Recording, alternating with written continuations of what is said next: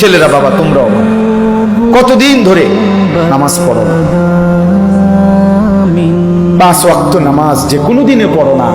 আমার বাপ, তুই মুসলমানের বাচ্চা হলে কেমন? কে তোমারে বললো মুসলমান? কে তোমারে বললো মুসলমান? হ্যাঁ, তুমি মানুষের বাচ্চা হলে কিভাবে?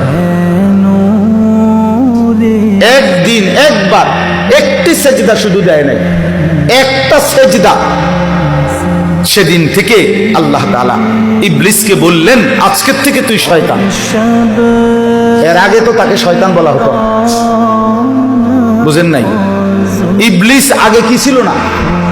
শয়তান ছিল না, ও তো ছিল মুআল্লিমুল মালাইকা, ফেরেশতাদের শিক্ষক ছিল। আজ একটা সেজদা দেয় নাই শুধু।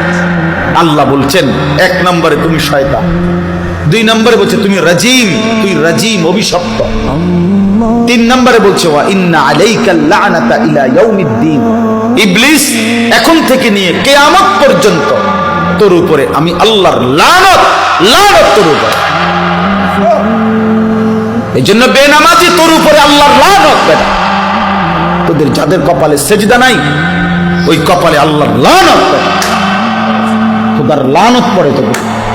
ভাত খাও, আরে বললাম না, ভাত তো জানোয়ারও।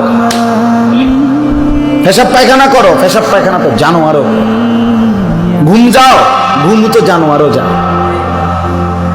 যৌন চাহিদা পূরণ করো, হ্যাঁ, যৌন চাহিদা তো জানোয়ারের, কুত্তা বিলেরও তো বাচ্চা হয়, কুকুর শুয়োরের বাচ্চা হয় না, গরু ছাগলের বাচ্চা হয় না। তো জীবন মানে এটুকুই, ভাত খাইলাম, ঘুম যাইলাম, পেশাব পায়খানা করলাম, আর লজ্জাস্থানের যে চাহিদা আছে সেটা পূরণ করলাম, খালাস।